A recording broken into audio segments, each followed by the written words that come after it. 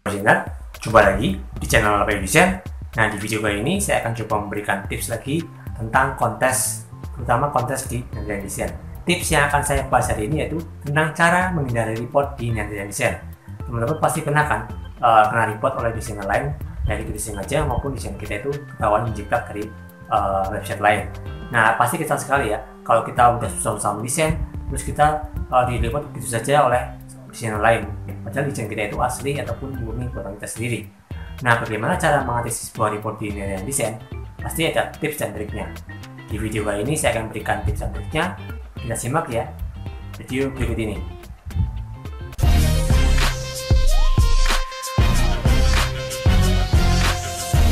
Oke teman-teman, assalamualaikum warahmatullahi wabarakatuh. Berjumpa lagi di channel Bayu Desain. Nah, di video kali ini saya akan coba membahas lagi tentang kontes ya, terutama kontes di Netizen Desain, yaitu yang berkaitan dengan yang namanya report ya. Atau di sini saya akan coba membahas bagaimana cara agar teman-teman ini terhindar dari yang namanya report ya, atau report designer. Nah, di sini kita langsung saja ke pembahasan berikutnya teman-teman. Kita mulai ya guys ya. Oke. Nah, di sini kita pasti ya seorang freelancer di Netizen Desain atau kontes ya, pasti pernah yang namanya di report orang atau di report oleh desainer lain ya. Baik itu kontes di Netizen Desain atau kontes di website lain ya. Nah, kesalahannya itu bermacam-macam teman-teman. Ada yang sengaja mencuri desain lain ya, kemudian ada yang submit logo dari stok dari internet ya, atau Google. Kemudian ada yang logonya terlalu generik ya, itu bisa mengakibatkan yang namanya report. Tentu report ini adalah suatu hal yang sangat mengesalkan teman-teman. Apalagi kalau kita seorang desainer pemula di Netizen Desain, itu rawan sekali untuk di report oleh desainer lain ya. Lain kalau kita seorang mid level ataupun top level, report itu sangat tidak mungkin atau sangat jarang teman-teman ya. Karena desain mereka itu sangat profesional dan sangat beda dari yang lain ya. Beda kalau kita seorang entry level ataupun desainer pemula, itu sangat gampang sekali untuk di report teman-teman, dan gampang sekali untuk di-banned dari Netizen Desain ya. Misalkan nih kita ikut kontes nih, kita dapat bintang 5, itu pasti ada yang iri. Setelah itu ada yang iri, padahal desain kita nggak sama-sama yang di Google ya. Desain kita bikin kita sendiri, tapi desain kita tetap di report ya. Itu kenapa? Karena kita diiriin ya, atau namanya apa, disirikin sama orang itu ya. Istilahnya tuh orang lain tuh iri karena kita mendapat rating yang lebih tinggi dari desainer lain ya. Jadi ada orang yang iseng di report, terus kalau kita nggak withdraw ya atau challenge, nanti ya desain kita akan disuspend atau akun kita itu akan disuspend teman-teman. Itu sangat rawan sekali ya, dan sangat berbahaya sekali ya. Nah, biasanya kalau di Netizen Desain itu identitasnya si pelapor ataupun yang tukang report ini ya, namanya tukang report ya, saya sebut aja tukang report ya. Ini tidak ditampilkan ya biasanya ya. Biasanya itu tampilannya cuma new user ataupun user 00155 atau apa itu. Jadi nggak ditampilkan nama aslinya, nama username aslinya ya teman-teman ya. Mungkin kalau misalkan sengaja ditampilkan oleh pihak Netizen Desain, ini akan memicu pertengkaran ya, atau permusuhan teman-teman di antara desainer ya. Jadi Netizen Desain itu sangat menjaga sekali privasi di antara para desainernya ya, baik yang kena report ataupun yang di report teman-teman ya. Tapi kalau misalkan kita sudah bermain di Netizen Desain, kita seharusnya bisa mematuhi semua aturan yang ada di website tersebut teman-teman ya.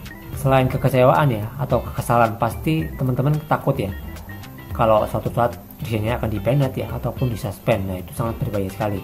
Kalau misalkan di-bannednya itu cuma seminggu atau 3 hari sih nggak masalah. Tapi biasanya kan kalau banned itu ada yang waktunya itu lama, bahkan ada yang bertahun, bahkan ada yang suspend selamanya atau suspend forever namanya ya. Itu tidak akan pernah bisa dibuka teman-teman, kecuali teman-teman hubungi support di Netizen Desain. Nah, itu mungkin baru bisa. Itu pun kalau misalkan staffnya menanggapi ya. Biasanya kalau di Netizen Desain itu staffnya kan sibuk ya, tidak cuma mengurusi kita atau 1 atau 2 desainer saja, tapi dia itu mengurusi banyak desainer yang ada di Netizen Desain.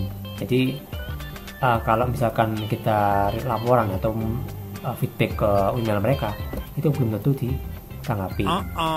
Nah, misalkan kita mau bermain di Netizen Desain, hal yang wajib kita ketahui yaitu membaca designer of conduct ataupun kode etik desainer di Netizen Desain. Nah, di situ kan banyak sekali ya.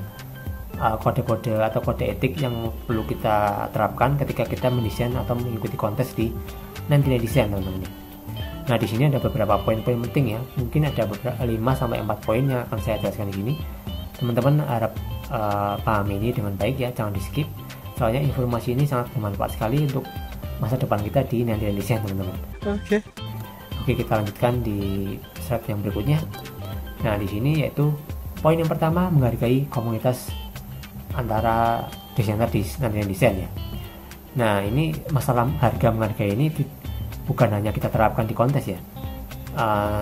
Sebenarnya pelajaran ini harus kita terapkan sejak kita masih kecil, sejak kita masih anak-anak atau kita beranjak dewasa. Ini kita harus tetap menghargai orang lain ya, baik itu berkomunikasi secara nyata maupun berkomunikasi secara online ya. Apalagi kalau di 99 Design, menghargai komunitas di 99 Design itu sangat penting, teman-teman, dan sangat wajib sekali kita junjung ya. Karena di 99 Design itu kita bukan hanya diajari tentang cara mendesain yang baik ya, cara membuat logo yang indah, tapi kita juga diajak untuk menghargai sesama komunitas atau sesama desainer di 99 Design. Karena ya di 99 Design itu banyak yang berbeda pendapat ya. Bahkan 99 Design sendiri telah memberikan aturan tertentu yang apabila teman-teman melanggar ini akan terkena suspend ataupun banned ya. Ini kalau ada kaitannya sama suspend atau banned itu sangat berat, teman-teman. Karena kita membangun atau membuat akun di 99 Design itu kan nggak mudah ya, pasti butuh perjuangan. Apalagi kalau di sekarang ya, 99 Design itu sangat sulit sekali untuk ditembus. Bahkan persyaratannya sangat ketat ya. Kita harus mengumpulkan portofolio ya, kemudian kita harus mengisi alamat ataupun identitas yang harus wajib kita isi ya. Apalagi di 99 Design sekarang mewajibkan portofolionya itu yang bagus lah, pokoknya yang expert lah ya, selayaknya karya-karya top level atau professional designer ya. Jadi kita tuh harus membuat desain yang lebih bagus lagi, lebih profesional dan lebih keren lah. Itu kalau misalkan teman-teman mau diterima di 99 Design ya, dan nggak di banned itu mungkin sulit sekali ya. Kalau misalkan teman-teman desainer profesional sih nggak masalah ya, tapi bagi kita yang desainer pemula ataupun desainer yang baru ikut kontes itu akan sangat berat, teman-teman. Jadi itu mungkin harus dipelajari sedikit demi sedikit ya, teman-teman. Teman-teman sering ikut aja kontes ya, nggak harus di desain ya. Teman-teman ikut kontes di mana saja ya. Teman-teman nanti jadiin portofolio, itu logo-logo yang kalah itu dijadiin portofolio, jangan dibuang ya. Tetapi teman-teman jadikan saja portofolio teman-teman untuk mendaftar di 99 Design. Itu caranya begitu, teman-teman. Oke, kita lanjut lagi di slide yang kedua atau poin yang kedua, teman-teman ya. Nah, ini ada aturan yang kedua, yaitu pastikan karya teman-teman ini karya yang original ataupun karya asli dari buatan teman-teman sendiri, alias tidak menjiplak ya. Apalagi kalau di 99 Design itu sangat tidak menyukai sekali tindakan menjiplak-jiplakan atau jiplak-menjiplak, itu sangat tidak suka mereka itu. Begitu mereka tahu ada desainer yang menjiplak atau ada desainer lain yang merepot desain kita karena desain kita itu generik ataupun sama dengan yang ada di Google, nah pasti pihak 99 Design itu akan tidak segan-segan untuk mensuspend ataupun membanned akun 99 Design kita. Jadi kita harus hati-hati, kita harus waspada terhadap karya kita. Karya kita itu harus dipastikan murni buatan kita sendiri, murni dari hasil kerja keras kita sendiri, bukan hasil ngambil atau comot sana sini ya, ataupun menjiplak dari website yang lain, men-tracing gitu nggak boleh, teman-teman. Apalagi men-tracing dari logo yang sudah ada di Google, terus kita tracing, kemudian kita jadiin logo kita, terus kita ubah namanya doang ya. Itu sangat tidak aman, teman-teman. Jadi tidak disarankan men-tracing dari logo yang sudah ada. Kita wajib membuat logo yang berbeda, desain yang berbeda, dan desain yang unik agar kita tidak direpot atau tidak gampang di banned oleh 99 Design ya. Karena teman-teman kan tahu sendiri ya, 99 Design itu sekarang sulit sekali untuk ditembus. Bahkan untuk portofolio pun sangat sulit, teman-teman. Pokoknya portofolio itu harus yang bagus lah, yang unik dan yang seragam. Saya bilang itu seragam, teman-teman. Nah, ini menjiplak sebagian atau lebih karya dari luar 99 Design atau mencontoh dari sesama desainer itu tidak dibenarkan oleh pihak 99 Design. Dan jika ketahuan menggunakannya, kita harus mencantumkan sumber aslinya. Misalkan teman-teman nyiplak nih dari website lain atau dari Shutterstock ataupun Freepik ya, itu teman-teman harus cantumkan teman-teman ini desainnya dari mana. Misalkan dari Freepik ya teman-teman cantumkan dari freepik.com, atau misalkan teman-teman dapatnya dari Pinterest ya teman-teman cantumkan pinterest.com ya. Nah itu teman-teman harus cantumkan sumbernya. Jadi kalau misalkan teman-teman nggak mencantumkan, itu teman-teman nanti dikiranya itu mencuri atau menjiplak dari desain orang lain ya. Itu nggak boleh teman-teman ya, itu sama saja mencuri desain orang lain itu. Oke, kita lanjut ke pembahasan yang ketiga, yaitu atau poin yang ketiga teman-teman. Nah di sini kalau kita bermain di nantian desain itu kita harus bermain secara jujur dan juga adil. Artinya bagaimana ya, kita misalkan kita desain kita itu memang asli buatan kita sendiri ya, kita nggak boleh iri sama desainer itu ya. Pokoknya kita harus menjunjung tinggi keadilan dan kejujuran. Kalau misalkan desain kita asli, kenapa kita takut ya? Kita nggak boleh takut, kita harus lawan. Misalkan ada yang report ya kita lawan teman-teman ya. Nah ini kalau di dunia desain persaingan ini sangat ketat ya, apalagi kalau sekarang itu desainernya kan kebanyakan orang Indonesia ya yang ikut ya. Jadi kalau orang Indonesia itu banyak sekali yang report ya. Ya ada juga sih sebagian yang orang India, orang Bangladesh ya. Itu mereka juga kebanyakan sih juga nge-report itu kan, nge-report orang desain lain gitu teman-teman. Jadi teman-teman harus berhati-hati kalau ngontes di desain ya. Pokoknya harus menjunjung tinggi keadilan, kejujuran dan keoriginalan atau keaslian sebuah karya teman-teman. Oke. Nah, misalkan nih kita tidak boleh memengaruhi perilaku CHA atau memilih desain kita, baik itu dari komunitas ya, baik itu di situs desain maupun di komunitas ya, ataupun di luar komunitas desain. Seperti mengkritik desainer lain atau memberi komentar secara private kepada CHA, itu nggak boleh teman-teman.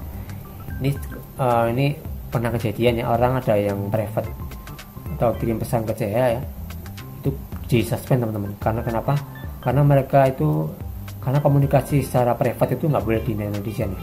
Pokoknya kalau misalnya komunikasi ya harus melalui komentar yang ada di desain ya, nggak boleh secara private. Kecuali kalau misalkan teman-teman sudah dipilih pemenang, nah ada one-to-one project misalkan ya, itu nggak apa-apa. Tapi kalau misalkan belum one-to-one project ya, kita misalkan kirim pesan, itu nggak boleh. Pokoknya komunikasi private itu nggak boleh.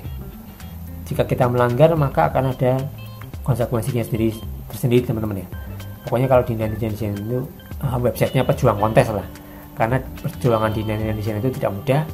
Kita harus menghadapi banyak persaingan, banyak orang tukang report ya, kemudian banyak sekali juga kita harus berhadapan dengan desainer yang sangat pro di sana ya. Karena kebanyakan desainer di desain itu desainernya pro teman-teman. Pokoknya desain itu wah keren lah, nggak kayak di website lain ya teman-teman. Oke, kita lanjut ke pembahasan yang berikutnya, yaitu pembahasan yang keempat teman-teman ya. Kita lanjut. Nah di sini pembahasan yang ini adalah ambil keputusanmu dengan segera teman-teman ya. Nah jika kita misalkan kita di report ya, misalkan ya, ini kita misalkan di report ya teman-teman ya, 99 desain itu kasih kita dua pilihan atau dua opsi teman-teman ya.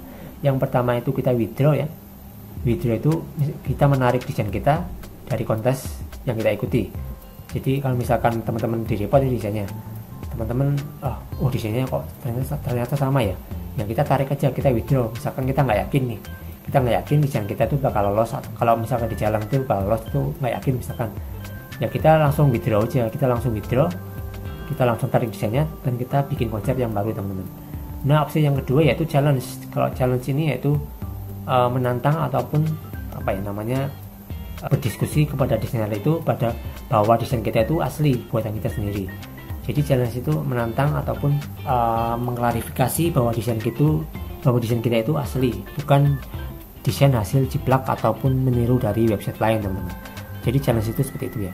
Ini kalau misalkan teman-teman belum tahu bagaimana cara challenge yang baik, teman-teman bisa scroll saja ya video-video saya sebelumnya, ada itu cara men-challenge report itu ada. Pokoknya saya sudah pernah buatkan videonya, teman-teman tinggal lihat saja, lihat ulang bagaimana cara kata-katanya, terus bagaimana cara kirim komentarnya, itu ada teman-teman. Teman-teman tinggal scroll saja video-video saya yang sebelum-sebelumnya ya. Pokoknya saya sudah pernah bikin, teman-teman tinggal ulik-ulik sendiri ya, baca-baca lagi, pahami lagi gimana sih cara mereport desain yang baik itu, kata-katanya yang pas itu bagaimana, agar challenge kita itu bisa lolos di Netherlands Design dan kita tidak bisa di banned. Nah pokoknya kalau misalkan kita ketahuan nih desain kita kita nggak di withdraw nih, kita bersikukuh atau bersikeras, oh desain ini desain punyaku nih, desain asli buatanku sendiri, itu pasti akan ketahuan. Netherlands Design itu pintar teman-teman, staff-staffnya itu pintar dan cerdik. Mereka tahu desain yang asli dan desain yang bukan. Kecuali kalau kita punya alasan yang kuat bahwa desain kita itu asli, kita bisa jalan dan gitu mungkin bisa lolos ya, insya Allah bisa lolos report. Nah teman-teman harus berhati-hati ya, dan harus tetap membuat desain yang original. Jangan pernah menjiplak ataupun meniru dari website lainnya. Kalau misalkan teman-teman cuman niatnya itu cuman mau sebagai referensi atau cuman memodifikasi ya nggak apa-apa, asalkan jangan meniru secara belak-belakan atau secara detail atau secara langsung. Teman-teman harus modifikasi dari logo yang sudah ada, teman-teman bikin versi teman-teman sendiri. Nah versi modifikasi ini namanya ATM atau amati, tiru, dan modifikasi. Bukan amati, tiru, dan menjiplak, itu bukan teman-teman, itu salah ya. Kalau menjiplak itu perbuatan yang salah, itu sangat tidak sekali dibolehkan di Netherlands Design, karena Netherlands Design itu sangat menjunjung tinggi sekali yang namanya kejujuran dan originalitas. Karena kenapa mereka itu menjunjung tinggi buah originalitas? Karena untuk sebagai brand image ya, ataupun sebagai image lah, bahwa Netherlands Design itu adalah website terbaik atau website kontes terbaik sekarang saat ini ya. Bayangkan yang bermain di sana saja kan desainernya profesional ya, atau orang-orang yang sudah kelas pro lah. Jadi tidak mungkin ya kalau misalkan Netherlands Design itu isinya desain di belakang semua, itu nggak mungkin ya. Nah itu pasti akan sangat melanggar sekali kode etik di Netherlands Design. Oke, oh iya, nanti teman-teman juga harus membaca kode of conduct dari Netherlands Design. Itu sangat banyak sekali aturan-aturan yang harus kita pahami dan harus kita baca sebagai seorang desainer di Netherlands Design ya. Nah oke teman-teman, mungkin sekian dulu pembahasan dari saya tentang Netherlands Design, yaitu tentang cara menghindari suspend ataupun report di Netherlands Design teman-teman ya. Teman-teman silakan baca dan pahami video saya ini. Apabila teman-teman ada yang belum paham, teman-teman langsung bisa tanyakan di kolom komentar. Jika ada pertanyaan ya, silakan saya layankan ya teman-teman. Oke, kita jumpa lagi di video berikutnya teman-teman. Semoga bermanfaat. Jangan lupa like, subscribe, dan share-nya teman-teman ya. Oke, kita jumpa lagi di pertemuan berikutnya, di video berikutnya. Wassalamualaikum warahmatullahi wabarakatuh.